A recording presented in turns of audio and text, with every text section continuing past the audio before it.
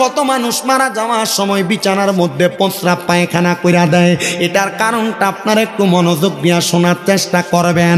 আমার আল্লাহ তাআলা যখন কোনো বেঈমান, যখন কোনো নাফরমান, যখন কোনো হারামখোর পরের হক খানেওয়ালা ব্যক্তির রুহুটা কবজ করার জন্য আজরাইলকে পাঠাবে, ওই আজরাইলে আসার আগে আমার আল্লাহ তাআলা ওই বান্দার সামনে দুইটা নীলচকলা ফেরেশতা পাঠায়।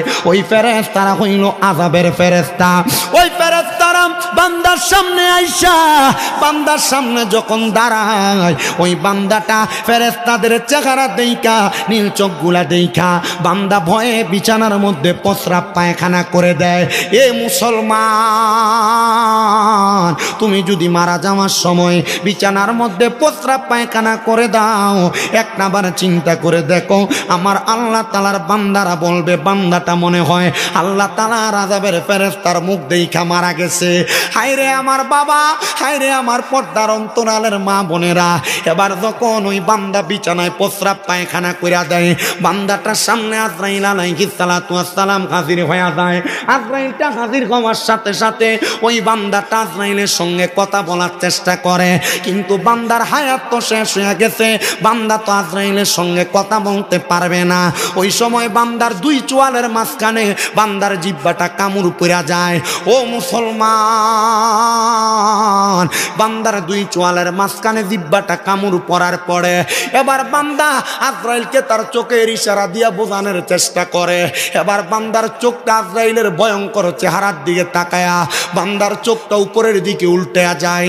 এবার বান্দার সামনে যখন আজরাইলে আসে, আসার সাথে সাথে বান্দার বুকটার মধ্যে আজরাইলের হাতটা রাইখা বান্দার রুহুটা যখন কবজ করবে, আমার রহমতের নবীর বর্ণনা, নবী জানায়া দেয় উম্মত, বান্দার শরীরের উপরে যখন আজরাইলের হাতটা শুধু রাখবে, রুহু কবজ করে নাই, তখন বান্দার কাছে মনে হবে দুনিয়ার সবচাইতে বড় বড় পাহাড়গুলা মনে হয় বান্দার বুকের উপর চাপাইয়া দিছে।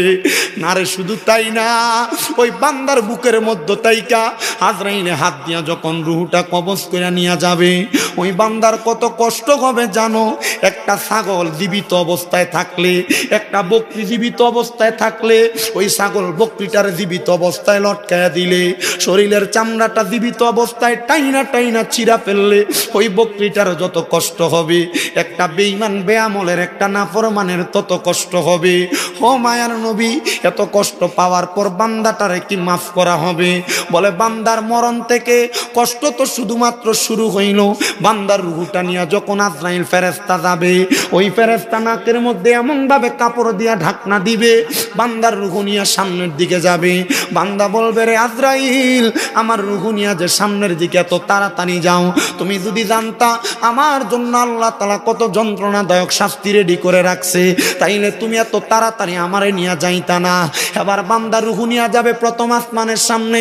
প্রথম আসমানের সামনে যখন নিয়ে যাবে, প্রথম আসমানের সামনে সারিবদ্ধ অনেকগুলা ফেরেশতা বান্দার দিকে তাকায় তাকায় থু থু নিক্ষেপ করবে। হায় রে, কেন থুতু নিক্ষেপ করবে? একটাবারও কি চিন্তা করলা না?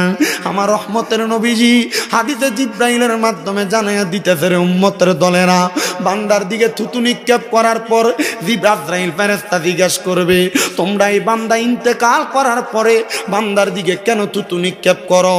তখন ফেরেশতারা বলবে, এই বান্দা গুনাহ করতে করতে, হারাম খাইতে খাইতে, পরের হক খাইতে খাইতে, নামাজ না পড়তে পড়তে, ইবাদত থেকে দূরে থাকতে থাকতে, সুদের টাকা খাইতে খাইতে, গোশের টাকা খাইতে খাইতে বান্দার রুহুটা একটা দুর্গন্ধযুক্ত রুহ হয়ে গেছে।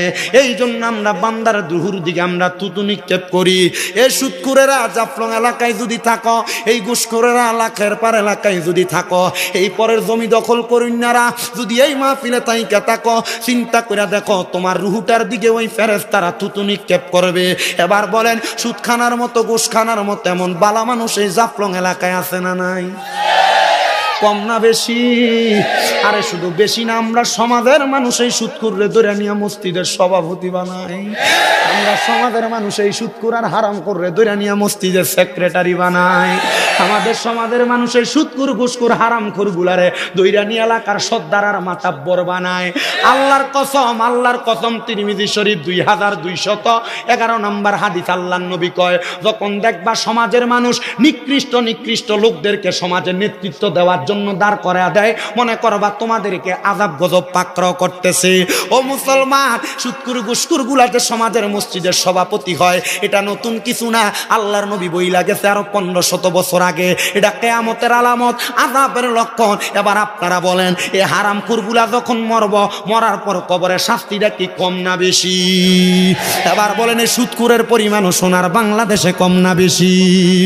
ও বন্ধু, শুধু সুদ না রে, সুদ তো খায় আবার এই সুদের টাকাটা নিয়ে ঝগড়া লাগলে এমন ভাবে লাইগা যায়। এই সুদকুরটার ক্ষমতাটা দেখবা বেশি থাকে এলাকায়, ঘুষখোরটার ক্ষমতাটা দেখবা এলাকায় থাকে বেশি। বলে হুজুর কেন বেশি থাকে? ও বাবা, বেশি থাকার কারণ হইল, কারণ তার হারাম টাকা দিয়া সে তার জবরদস্তি শক্তি বাড়ায়, আর ওই শক্তি দিয়া মানুষের সঙ্গে লাগার চেষ্টা করে। না, মনে রাখবা, ইন্না বাতশা রাব্বিকা লাশাদীদ, নিশ্চয় আল্লাহর ধরা শক্ত ধরা। আল্লাহ যদি ধরে, তোমার মতো 10-15-20টা সুদকুর আসলো কোনো কাম হবে না। এবার আপনারা বলেন, ওই সুদকুরগুলা সমাজ থেকে বয়কট করানোর দরকার আছে না নাই? কিন্তু মুসলমান, বাংলার সমাজের এমন অবস্থা, মানুষ হয় সুদ খায়, নয় সুদ দেয়, নয় সুদের সাক্ষী হয়, নয় সুদের স্টেম লেখালেখি করে। এমন অবস্থা বাংলাদেশের মধ্যে অভাব নাই।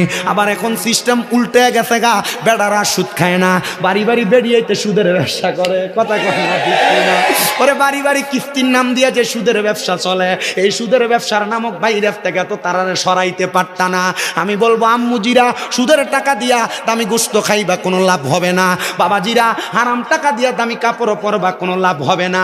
তোমাদের কাছে আমার আবদার হইল, যদি কবরে গেলে জান্নাতের পোশাক পরতে যাও, হারাম খানা ছাড়ো, মানুষের বাড়িতে মুনি দিবা, মাটি কাটবা, পাথর কুড়াইবা, তবুও কোনোদিন দুনিয়ার জমিনে হারাম খায়ও না। মনে রাখবা, হারামের কোনোদিন আরাম হয় না।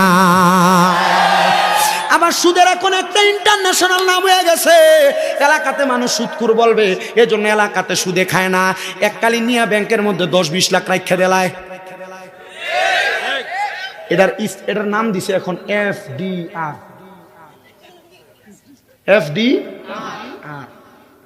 10 লাখ রাখবে, 10 বছর পরে 20 লাখ হইব। আছে না নাই? আরেকটা সুদ আপনার বউ আপনারা ফার্ম দিয়া খাওয়ায়, বলে হুজুর ওই সুদরা কোনটা? দেখবেন আপনারা মাঝে মাঝে বলে, তুমি যে যা ইনকাম করো সব খরচ করে ফেলো, আমরা ছেলেটার তো একটা ভবিষ্যৎ আছে, মেয়েটার ভবিষ্যৎ আছে, আসুন আমরা দুইজনে মিলে একটা DPS করি।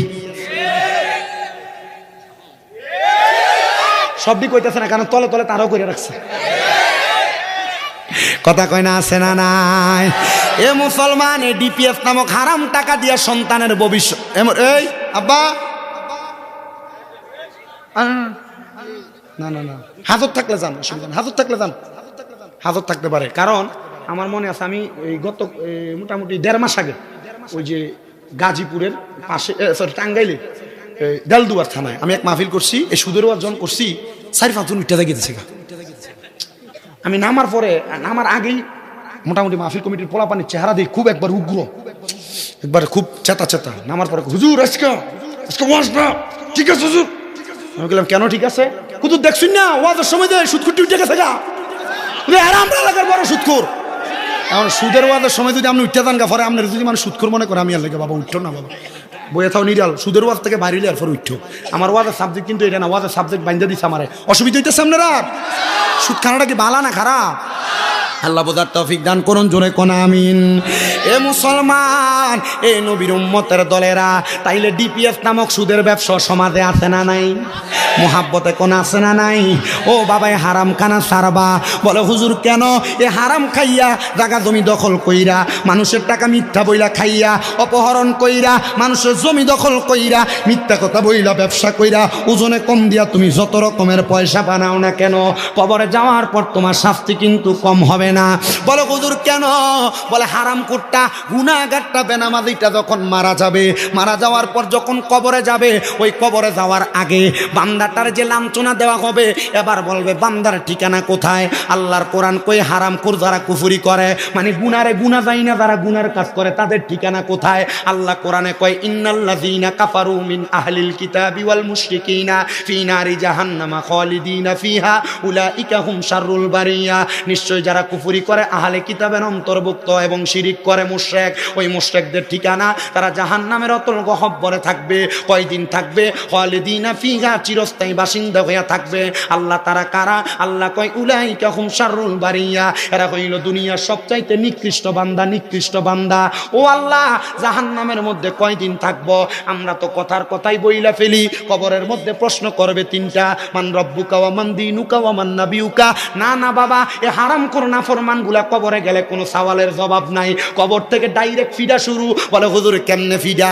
আল্লাহ তাআলা সর্বনিম্ন 3000 বছর এই বান্দাদেরকে জাহান্নামের আগুনে জ্বালাইবো।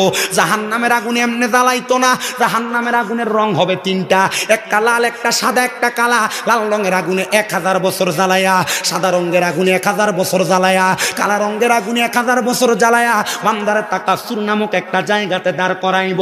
দাঁড় করানোর পরে ওই বান্দাকে প্রশ্ন করবে, বান্দা কি বলো, বলো কি বলবা বলো। ওরে বন্ধু, আপনি কোন অন্যায় করলে কেউ যদি মাত্র 3টা বেতের বাড়ি দিয়ে আপনি আপনার অন্যায়ের কথা স্বীকার করবেন, তখন তো বান্দা মাফ চাওয়ার কথা, আল্লাহ আমারে মাফ করে দাও। বান্দা তখন মাফ চাইবে না, বান্দা 3বার বলবে পানি পানি পানি। এই ময়ে ময়ে 3বার শব্দটা ব্যবহার কইরা বান্দার জবান দিয়া যখন বের করবে, ওই বান্দাটা তখন এই চিৎকারের সাথে পানির কথা বলবে। আমার নবী যখন এই কথা বলে, নবীজির মসজিদে নববীর মধ্যে আমার নবীজির 70 মতান্তরে 72 জন আহলে সুফার সদস্যরা বসে আছেন। আমার নবীজি এই কথা বলতেছেন, সাহাবায়ে কেরাম চোখের পানিগুলা ছেড়ে দিয়ে কান্দে, ইয়া রাসূলুল্লাহ, এমন কঠিন মুহূর্তে কি ওই ব্যক্তিকে পানি দেওয়া হবে না? আমার নবী কয় হ্যাঁ, পানি দেওয়া হবে।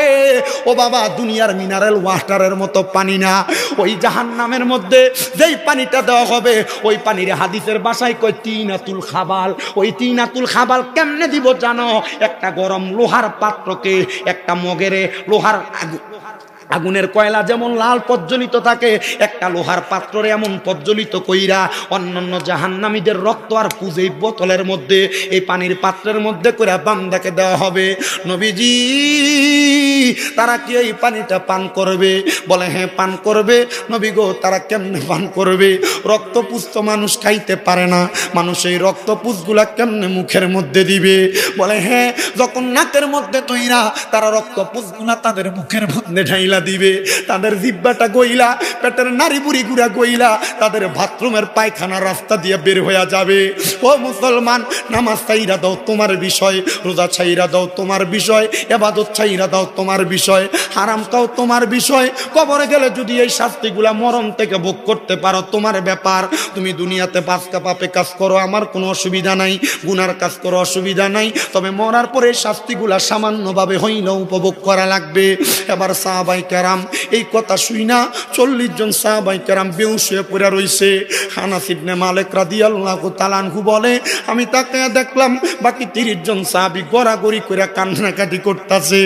আমি জিগাইলাম, নবী, ও মায়ার নবী গো, নাফরমান বেআমলের জন্য আপনি এই কথাটা বললেন, কিন্তু মায়ার নবী যারা মুমিন, যারা আমলওয়ালা, তাদের ব্যাপারে কিছু বলেন না। আমার নবী আল্লাহর কোরআনুল কারীম তেলাওয়াত করে শোনাই, ইন্নাল্লাযীনা আমানু ওয়া আমিলুস সালিহাতি উলাইকা হুম খায়রুল বারিয়া। নিশ্চয় যারা ঈমান আনে এবং নেক আমল করে, এরা হইল দুনিয়ার সবচাইতে উত্তম ব্যক্তি। এবার আল্লাহর নবীর তিরমিজি শরীফের আরেকটা হাদিস শরীফের ব্যাখ্যা পড়তে যাইয়া আমাদের কুমিল্লা আলিয়া মাদ্রাসার হেড মুহাদ্দিস হুজুর উনি বলতেছে, ইমানদার বান্দা মরার সময় এমন কষ্ট পাবে না। আমি জিজ্ঞাসা করলাম, হুজুর বেঈমানের মরণের অবস্থার বয়ান করলেন, এক হাদিস পড়াইলেন 3 দিন লাগায়া, ইমানদারের হাদিসটা জানি কয়দিন লাগায়া পড়ান? হুজুর কয়, বাবা ইমানদারের হাদিসটা পড়তে গেলে অনেক লম্বা হাদিস, আমি শর্টকাট সময় তোমাদেরকে পড়াইয়া শোনায়া দেই।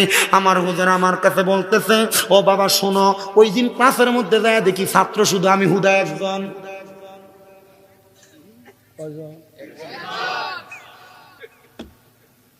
আগের 3 দিন হাদিস পড়াইছে কয়টা? একটা। মৃত ব্যক্তি যদি এই ব্যক্তি যদি হারামখোর হয়, নাফরমান হয়, তার মরার অবস্থা 3 দিনে হুজুর শুধু কাঁদছেন আধা ঘন্টা করে, এই কথাগুলো বলছেন আর কাঁদছেন। হুজুর বলে আজকে কার কাছে পড়ানো? হুজুর আমারে পড়ান, আমি ওয়াজে ওয়াজ করতে রে। হুজুর আমারে পড়াইছেন, আল্লাহর কসম করে বলি যেখানে যায় এখন শুধু এই ওয়াজটা করতে হবে। হুজুর মরার যে ওয়াজটা করেন এটা করেন না, আপনি মরণকে ভয় করেন আর না করেন, আমার দায়িত্ব আপনাকে বলে দাও। হ্যাঁ আব্বা এগুলো বললেন না, এখন যেমন আছে এমনি কি করার, আর এখন আর কিছু করা যাবে? আমার নিজের কষ্ট হইতেছে কিন্তু কিছু করার নেই, চালাই নিতে হবে, সময় নষ্ট হবে। আমার হুজুর আমারে বলতেছেন, আর ইমানদার বান্দার কাছে আজরাইলে একবার আসবে না। বলে হুজুর কেন? এ 2 বার আসবে না। হুজুর কেন? বলে 3 বার আসবে না। হুজুর কেন? বলে ইমানদারের কাছে আজরাইল আসবে 4 বার, কিন্তু রুহু কবজ করতে পারবে না। আরে ইমানের স্বাদ এত মজা, ইমানদারের এত দাম, ইমানওয়ালা আমলওয়ালা ব্যক্তিটার কত মর্যাদা একটু জাননি? আমরা সুন্নিরা যে নবী নবী করি এটার উদ্দেশ্য অন্য কোনো কিছু না, কারণ আমার নবী ইমানদার আর বেঈমান চিনিয়া দিয়া গেছে। ওই ইমানদাররা যদি নবীর পথ অনুসরণ কইরা দুনিয়া থেকে যাইতে পারে, মরার পর মিল্লাতে রাসূলুল্লাহ বইলা কবরে দিতে দেরি, নবীজির কুল মুবারকে নিতে দেরি হবে না। ওরে বন্ধু, ইমানদারের কাছে আজরাইলটা আইসা ইমানদারের বুকটা বরাবর হাতটা দিব, বুকের মধ্যে হাত দিলে 2 জন ফেরেশতা আজরাইলকে ডাক দিবে, রে আজরাইল ইমানদারের রূহ এমনে কবজ করা যাবে না। বলে কেন কবজ করা যাবে না? বলে ইমানদারের বুকের মধ্যে আল্লাহ নবীর ভালোবাসা আছে, এই জন্য ইমানদারের রূহটা কবজ করা যাবে না। এবার আজরাইলে হাত দিবে, বিপদ শিকার নূর চেহারার নূরের দিকে কপালটা বরাবর। আজরাইলে হাত দেওয়ার সাথে সাথে কপালের মধ্য থেকে আওয়াজ আসবে, আজরাইল কপাল দিয়া রূহ বাহির করা যাবে না, কারণ ইমানদার নামাজ ছাড়ে না। আজরাইল ইমানদার 5 ওয়াক্ত নামাজ পড়া এই কপালটা আল্লাহর দরবারে সিজদায় ঠেকাইয়া দিছে, এই জন্য ইমানদারের কপাল দিয়া রূহ বাহির করতে পারবা না। আজরাইলে হাত দিবে ডান দিকে হাত দিয়া বলবে, রে আজরাইল না না রূহ বাহির করতে পারবা না। বলে কেন? কারণটা কি? বলে ডান দিকে ইমানদারের মা বাবার খেদমত আছে। বাম দিকে হাত দিবে, বাম দিক থেকে জবাব দিবে, আজরাইল বাম দিক থেকে রূহ কবজ করা যাবে না। বলে কেন গো, কেন কবজ করা যাবে না? বলে বান্দার বাম দিকে আছে তার দান এবং সাদাকা। হুজুর বুঝতে পারলাম, রূহ কেমনে কবজ করবো আল্লাহ আপনি বলেন না। আল্লাহ বলবে যেই ব্যক্তি ইমানদার সেই ব্যক্তির জবানে কালেমা আসবে, মরার আগে একবার হলো কালেমা পড়ে ইন্তেকাল করবে। তাহলে ইমানদার যারা মরার সময় কালেমা নসিব পাবে তারা, বলেন না ইমানদার যারা মরার সময় কালেমা নসিব পাবে তারা। ও বন্ধু, সুন্নি কন, এই দল কন, ওই দল কন, ফারাফারির দরকার কি? মরার সময় ইমান নিয়ে মরছে কে চেহারার দিকে তাকান, টের পাইয়া যাবেন। কথা কন না ঠিক কিনা? এ মুসলমান, মরার সময় চেহারার দিকে তাকান, টের পায়া যাবেন। মরার পর কবর খুইরা দেখেন, 40 দিন পর টের পায়া যাবেন। মরার পর তার জন্য মুরাকাবা কইরা দেখেন, টের পায়া যাবেন। দরকার নাই মারামারি কাটাকাটি।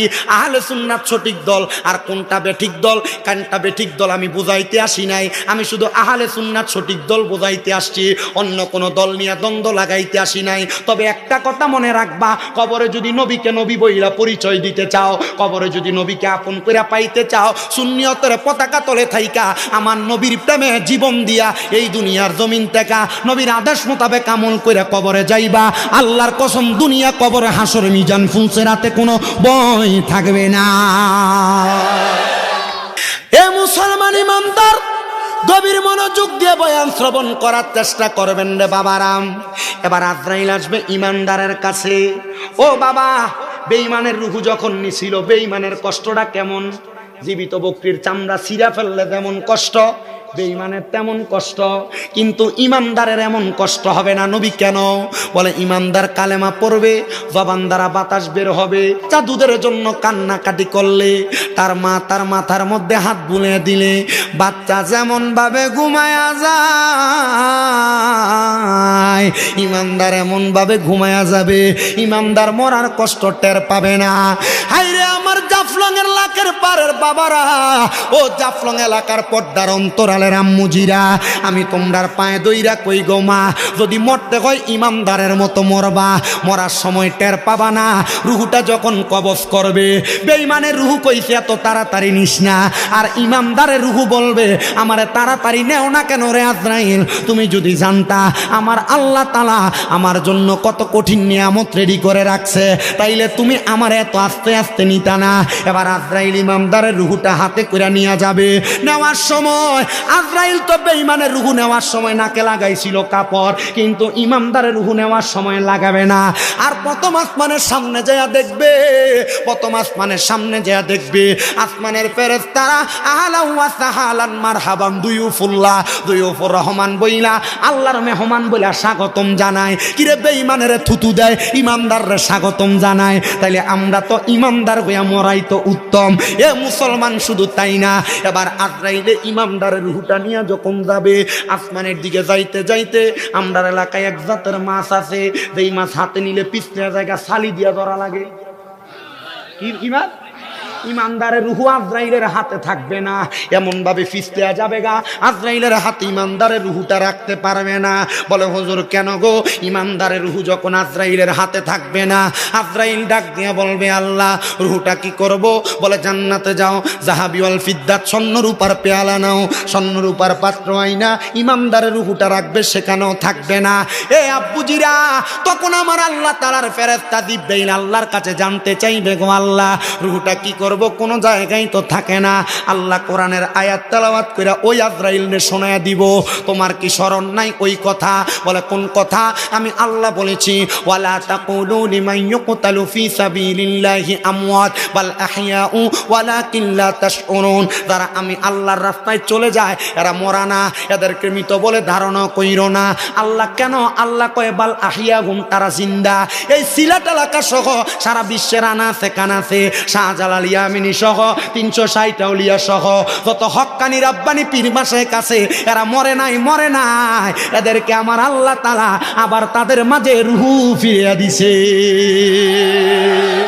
নারে তাকবীর, আল্লাহু আকবার, নারে রিসালাত, ইয়া রাসূলুল্লাহ, আহলে সুন্নাত ওয়াল জামাত, জিন্দাবাদ জিন্দাবাদ, বাঁচাও ঈমান, বাঁচাও দেশ। সাহেবুল্লাহ নির্দেশ, শাহজালালের তলোয়ার শাহজালালের ও তো আসতে মারতে বেটা গর্জে উঠুক আরেকবার এখন ঠিক আছে। মারহাবা হো, আরো জোরে কোন মারহাবা। মুসলমান, তাইলে আপনি তো পীরের কাছে যান কথা সত্য, কিন্তু আপনি এখনো পর্যন্ত পীরের মতো অলি হওয়ার চেষ্টা করলেন না। তাহলে আপনিও যদি মরেন, আপনি মরার পরে আপনার রুহু পর্যন্ত পৌঁছবে না, দেহ পর্যন্ত পৌঁছবে না। কারণ আল্লামা ইকবাল রহমতুল্লাহ আলাইহির কথা এবং মসলাকে আলা হযরত সহ অন্যান্য ওলামায়ে কেরাম এই কথারে সাক্ষী দেয়। কয় মুহাম্মদ কি গোলামো কা কাফন মেলা নেহি হোতা। আরে মুহাম্মদ সাল্লাল্লাহু আলাইহি ওয়াসাল্লামের গোলামের শরীর পচবে দূরের কথা, এদের কাফনও ময়লা হবে না। এ কথা বলেন না ঠিক কিনা? যারা মুহাম্মদ সাল্লাল্লাহু আলাইহি সাল্লামের গোলামি করবে, আহলে সুন্নাত ওয়াল জামাতের আকীদা মোতাবেক তার ঈমান, তার আমলকে পরিপূর্ণ রাইখা ইন্তেকাল করতে পারবে, মরার পর তার দেহ পচবে না, তার কাফনের কাপড়ে ময়লা পর্যন্ত লাগবে না। কথা কন না?